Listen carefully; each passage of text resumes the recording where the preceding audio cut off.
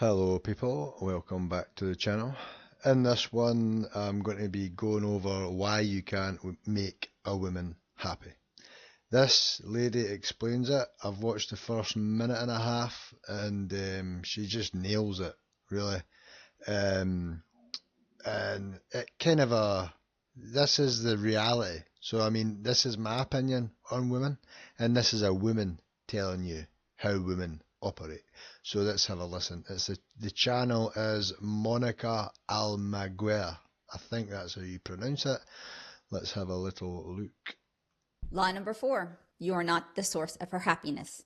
Good men naturally want to make their wife happy. It's hardwired into your DNA. So when your wife comes to you and expresses a desire, telling you how happy she'll be when certain things happen, maybe it's a bigger house or going on that dream vacation, then she will be happy. So you bust your butt to make that happen. And is she any happier? Well, sure she is, at least for a little bit. But like anything else, that short-term dopamine hit from having that new house or going on that vacation, that starts to fade out. That new lifestyle that she was all super happy and excited about, that's now just becomes her new default norm base operating level. And then she will have to start searching once again for a newer, better, shinier object, the thing that now she believes will make her happy. But I'm sure you know where this is leading. No matter how many times you go around in this happiness cycle for her, the result is always going to be the same. She will end up exactly right back at the same place that she started from. But why is this? Well, this is because happiness is internal. There's no outside source of it. It's something that comes from inside, and so therefore she is the only one who can provide it. And so yeah, basically, and the way I view it is men or people who are not like that, they basically can be content. So just picture it like your emotions, and that part of your emotions is like a bucket, and a person who is content and able to be happy can fill their bucket up, and it stays at a good level.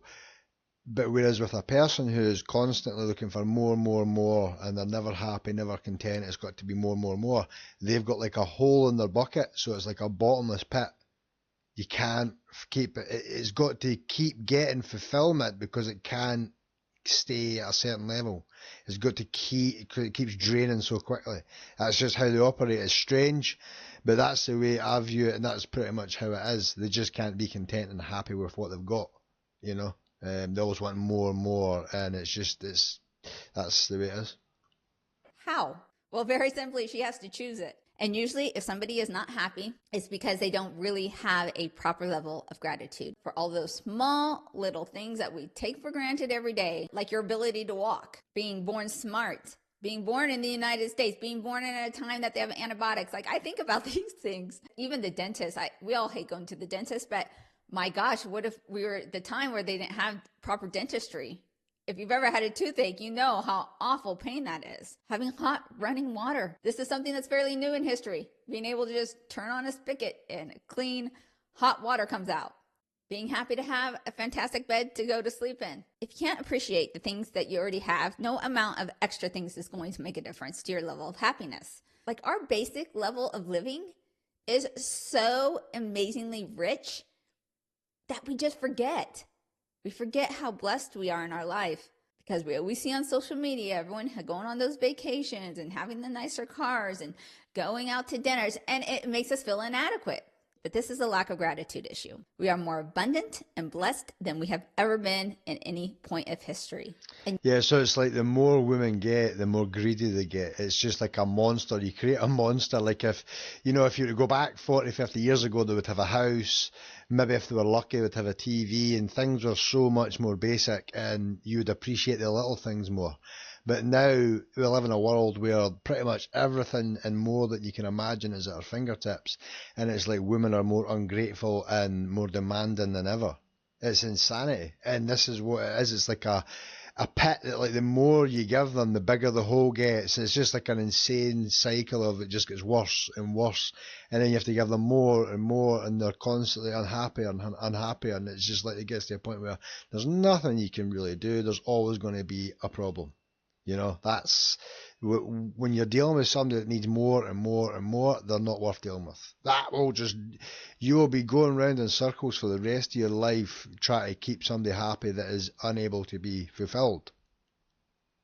And yet we always want more to be happy. Now, this does not mean that she shouldn't want to have any wants or desires. That's not what I'm saying. But until she realizes you're not her source of happiness, you're not some kind of happiness ATM, she's just going to be stuck on this turntable of unhappiness, going around and around and singing the same song. This is why I always tell men it's not your job to make your wife happy. It's her job to inspire you to greatness and to seek and to provide for her own source of happiness. Yeah, because if you're dealing with a woman who constantly needs your attention and needs you to make her happy, then that's taking you off anything that you're focusing on or anything that you can achieve in your life. Like she's saying, a proper woman, a good woman, is a woman who brings peace to your life and lifts you up and helps you evolve and, supports you in what you do and just loves you for who you are and admires you. That's very rare to find in women in this day and age, sadly. And while you, as her husband, are a significant portion of her happiness pie, you're not the whole pie. And that's the difference.